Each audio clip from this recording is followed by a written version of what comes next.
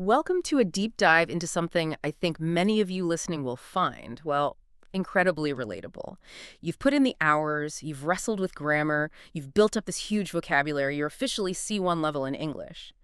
That means, you can handle complex articles, you can definitely participate in business meetings, maybe even get the humor in a TV show, you've got the technical skills down. But here's the thing, the paradox, really. Do you actually feel powerful when you speak English? Do you sometimes find yourself hesitating? Like in a really fast-paced meeting and your perfect sentence, it just lands a second too late. Or maybe you feel like your message, even though the words are correct, just doesn't quite have the impact you want. And what's really fascinating here, I think, is that the solution often isn't just piling on more English learning. Yeah. It's more like needing an operating system update for how you actually use the language you already have. We're really talking about bridging that gap, that space between knowing English well, proficiency, and actually being truly effective with it. Yes, that difference is key. And that's exactly what we want to tackle today. We're going to unpack a really legendary framework, Stephen R. Covey's, The 7 Habits of Highly Effective People. And we'll apply its principles, these timeless ideas, to help you shift from being an English learner to becoming a highly effective English user. Exactly. This isn't about memorizing more words or doing grammar drills, not at all. It's about a fundamental shift, really, in your mindset, your character even, putting you on a path towards real command of the language. We'll explore how these habits, they're usually talked about in business or personal growth, but how they can be your guide for that final step in English mastery. Okay, so let's dive in and redefine what it really means to be effective in English.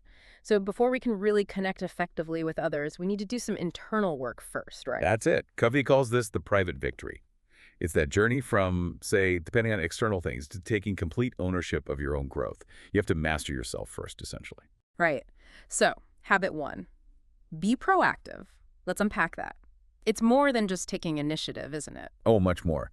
It's the core understanding that you are 100% responsible for your life and, yeah, specifically for your English journey. You see, reactive people, they're often driven by their circumstances, by feelings, by conditions. For someone at C1 level, this might sound like blaming things outside their control. Like, oh, I just don't have anyone good to practice with, or native speakers, they just talk too fast. Exactly. Those kinds of things. well, It puts the power outside yourself. But someone who's proactive, they see those same situations differently. I don't have anyone to practice with becomes what? I choose to find or create a practice group. And native speakers talk too fast turns into, okay, I choose to train my listening skills more intensely and maybe learn some phrases to manage the pace politely. Yes. You become the programmer, not the program, as Covey puts it. You're writing the script. And those phrases, things like, could you say that again a bit slower? Or just so I'm clear, are you saying they aren't just polite, they're tools to take control? Absolutely. They put you in charge of the interaction's clarity, which leads nicely into this idea of where you focus your energy. Covey talks about 2 circles.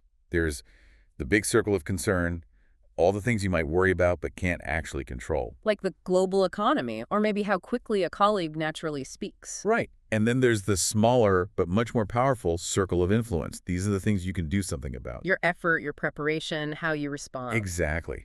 Reactive people waste energy in that circle of concern. Proactive people, they focus squarely on their circle of influence. That's where progress happens. Okay, let's make this concrete. Tell us about Klaus, the engineer in Stuttgart. So, brilliant guy, understood English technically, but hesitated in those fast international meetings. And his initial reaction was to blame his colleagues' aggressive communication style. That was his focus, right, in the circle of concern. Totally in the circle of concern. He felt powerless because he couldn't change them. But then he shifted. He decided to be proactive. He realized, okay, I can't change them, but I can change my own preparedness. So what did he do? He didn't just complain or wait. He started a weekly English-only engineering roundtable within his own company. Brilliant. A safe space he created himself. Exactly. He didn't wait for permission. He created the solution. He expanded his circle of influence, and his confidence grew massively. That's such a great illustration. So for you listening, think about your own language.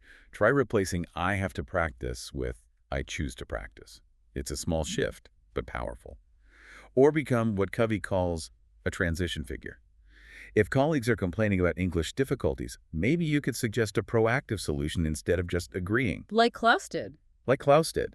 And maybe try this for a week. Do a quick proactive audit. Just notice how much of your mental energy related to English is spent worrying about things you can't control versus focusing on what you can actually do. That's a really practical step. Okay, so once you're taking responsibility, being proactive, where are you actually going? That leads us to habit 2. Right. Precisely. Habit Yeah. 2.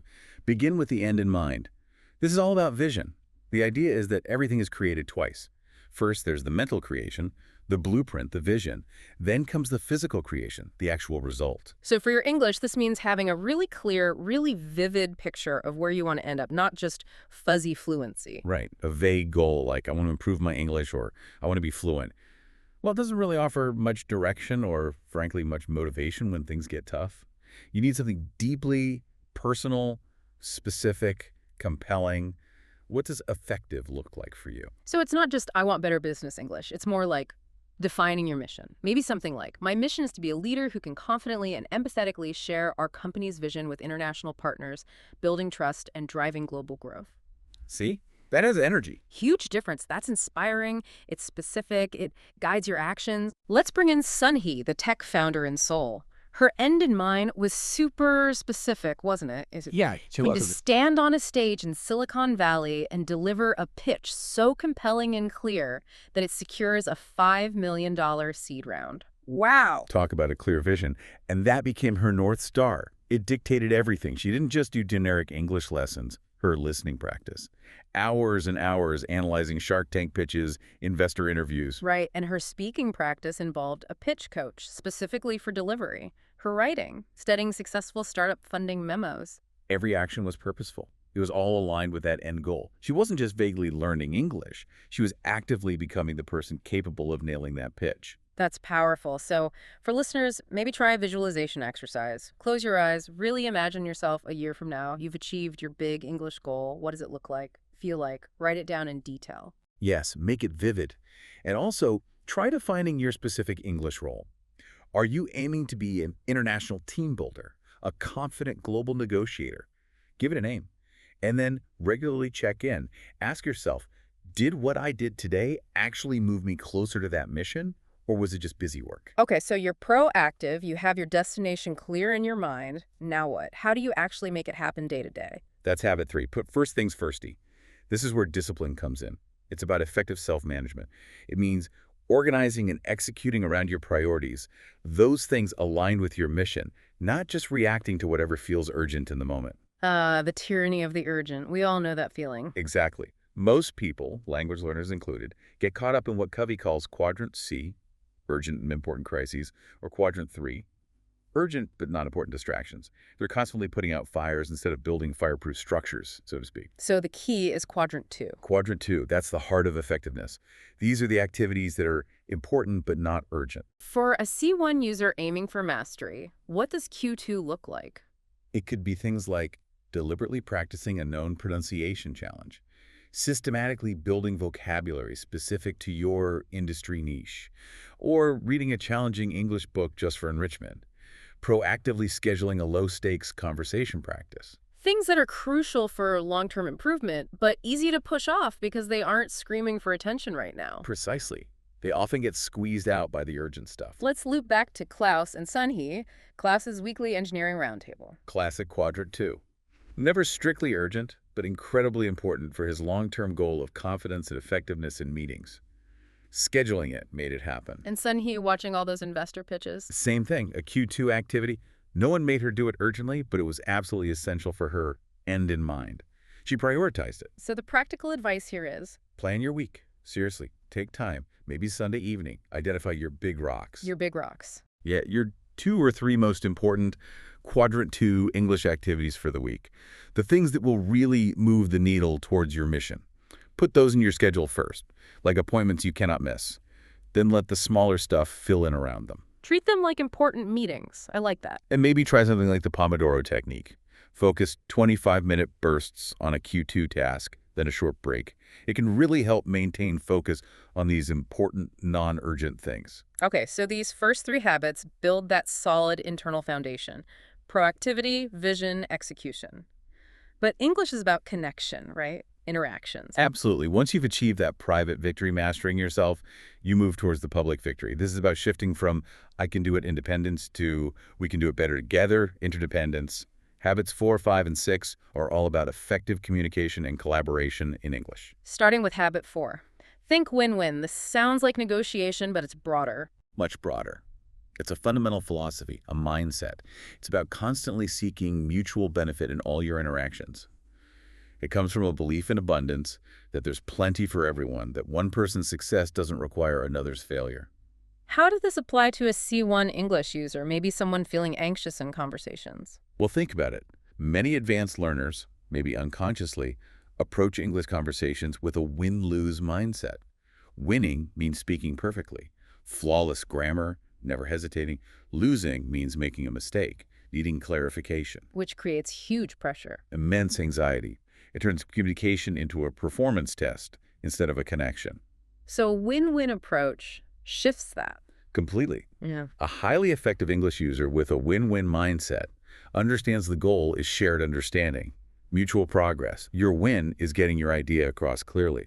Their win is understanding you clearly. It becomes collaborative. That feels much less stressful. It is. It dissolves so much of that performance anxiety because you're focused on the shared goal, not just your individual score. Let's look at Isabella, the diplomat from Mexico negotiating in English.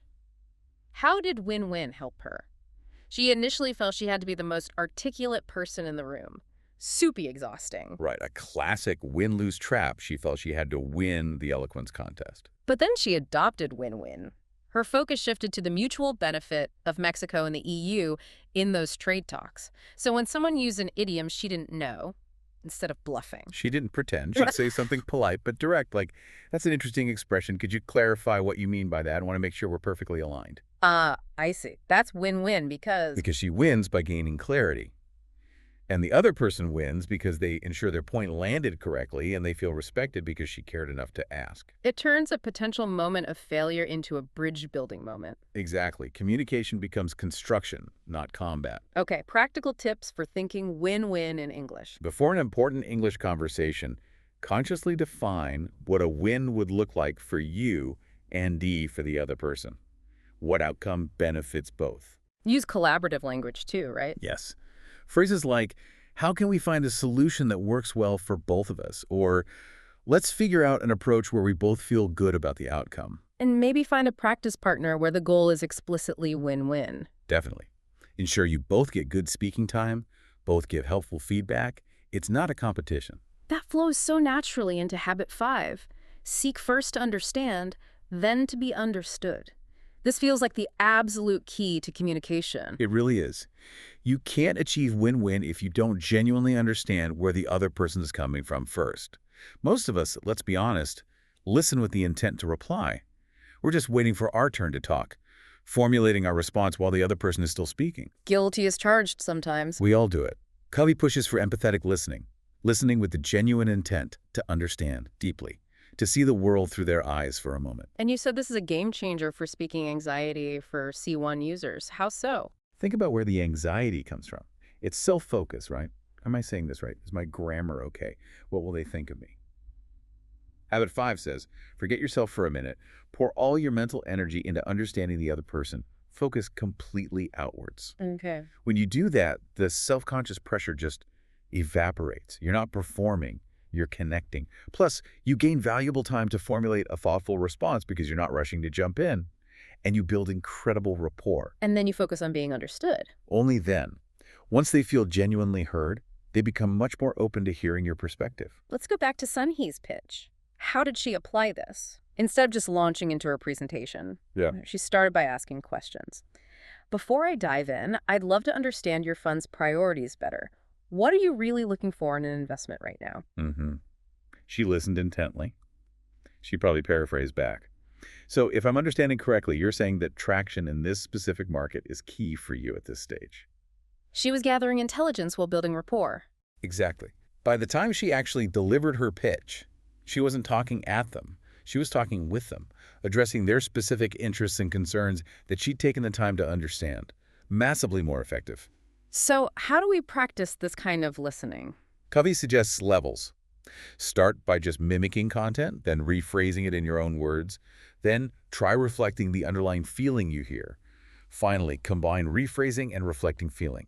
It takes practice. Maybe try the 80-20 rule. Listen 80%, speak 20% in your next English chat. Great practical exercise. You'll be amazed what you notice. Or even watching a film without subtitles, focusing on the emotions, not just the plot. Yeah, trying to read the nonverbal cues, the tone, what's really being communicated, it sharpens that empathetic muscle. Okay, so we understand others. We're seeking win-win. What's next? Habit 6. Synergize. This is where the magic happens. It's about creative cooperation. Synergy is when the whole is greater than the sum of its parts. It's that 1 + 1 = 3 effect. It happens when people genuinely value their differences. Valuing differences. How does that relate to being a non-native English speaker? Sometimes that feels like a disadvantage. Synergy flips that script entirely. Your background, your culture, the unique way you might structure thoughts because of your native language, even your experience learning English, these aren't weaknesses to overcome. They are potential sources of unique insight and creativity. So instead of trying to sound exactly like a native speaker, You bring your whole self to the table. Yeah. Synergy happens when a diverse team doesn't just melt into one dominant style, but instead creates a new third-way blending perspectives for a richer, better outcome.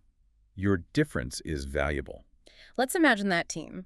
Klaus from Germany, meticulous. Sunhee from Korea, innovative. Isabella from Mexico, consensus builder. All working in English. That team has huge synergistic potential. Klaus ensures the details are right. Sunhee pushes the boundaries. Isabella makes sure everyone's perspective is heard and valued. The solution they create together, forged in English but drawing on all their diverse strengths, will likely be far more robust and creative than if they all thought exactly alike. So the message is, embrace your identity. Absolutely. Stop feeling like you need to apologize for your accent or your unique phrasing sometimes. Reframe it. It shows you have international experience. It's part of your strength. And maybe even act as a bridge. Yes. You understand what it's like navigating communication challenges. You can help ensure other non-native speakers are understood or explain potential cultural misunderstandings that native speakers might miss. Use that insight. And seek out diverse teams or groups to practice in. Intentionally put yourself in those multicultural English environments. That's where you really learn the art of synergy. Okay, we've covered the private victory, the public victory. But how do we keep this going? Avoid burnout. Crucial question. That brings us to the final habit, habit 7. Sharpen the saw.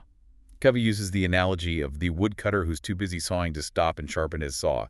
Eventually, he becomes completely ineffective. Makes sense. You get dull. Exactly. This habit is about preserving and enhancing your greatest asset, which is you. Your energy, your mind, your spirit. And this applies to English learning, too. Linguistic burnout is real. Oh, definitely. Relentless, high-pressure English study or performance without breaks for renewal can kill the joy and stall progress. Habit 7 is about deliberately taking time for renewal activities in English, but activities that aren't work. Okay, break down the renewal dimensions for us. Covey talks about 4. Mm-hmm. First, physical, your body, your brain. For language learning, sleep is huge here. That's when your brain consolidates learning. Don't skimp on sleep. Got it. Sleep is productive. What's next? Mental. Engaging your mind with English in ways that genuinely stimulate and excite you. Not obligation, but pleasure. Like reading a great English novel, watching a documentary you're fascinated by, maybe doing puzzles. Exactly. Anything that engages your intellect joyfully in English. Then social emotional, connecting with people. Yes, but in low-pressure, enjoyable ways. Video calls with friends abroad, joining an online fan group about your favorite English movie, maybe playing online games. The goal is connection and fun, not performance. Building those positive associations with English. Precisely. And finally, spiritual. This is about reconnecting with your deeper values and purpose. How does that look in English? Could be rereading that personal mission statement you wrote for Habit 2. Listening to an inspiring English podcast while out in nature. Meditating using an English app. Yeah. Anything that refuels your inner fire and reminds you why you're on this journey. So sharpening the saw isn't optional, it's essential for sustaining the other habits. It's absolutely fundamental. It's the investment that makes all the other work possible and effective long-term. Okay, practical tips for sharpening the saw. Schedule it, just like your big rocks from Habit 3. Put renewal activities in your calendar as non-negotiable appointments. Create a pleasure list. Love that idea. List 10 things you genuinely enjoy doing in English. Watching cooking tutorials, following sports commentary, listening to music, and make sure you actually do them regularly. And take real breaks. Don't just power through constantly. Yes, strategic downtime is crucial. Your brain needs time to integrate everything. It's not lazy, it's smart learning. Wow. Okay, what a journey through these habits. It really feels like a shift from just knowing English rules to actually operating effectively in English. We started with that C1 paradox, having the skills but not always the impact. And these 7 habits seem to offer a path out. They really do. You move from reacting to proactively shaping your English reality, from wandering aimlessly to moving with purpose because you began with the end in mind. You escape the urgency trap by putting first things first. And in your interactions, you ditch the win-lose anxiety for collaboration. You become more influential by truly seeking to understand others first. You leverage your unique background as a strength through synergy. And you keep it all going by regularly sharpening the saw, the holistic system. It feels like more than just language tips. It's about becoming a more effective person through English. That's a great way to put it. Operating at a higher level with more principle and influence. So that gap we talked about between proficiency and real effectiveness, it's bridgeable. Completely. The map is right here in these habits. So the big question for everyone listening is, now what? Right. The challenge isn't just to understand these ideas, it's to use them. So maybe the task is simple. Pick just one habit, only one to start. And commit to consciously practicing that one habit in your English life for the next, say, 30 days. Don't just be a student of this. Be a user. Which habit resonates most right now? Which one feels like the key to unlocking that next level of effectiveness for you? That's the question to reflect on. And then take that first proactive step. Exactly. Well, I hope this deep dive has given all of you some powerful new perspectives and tools for your ongoing English journey.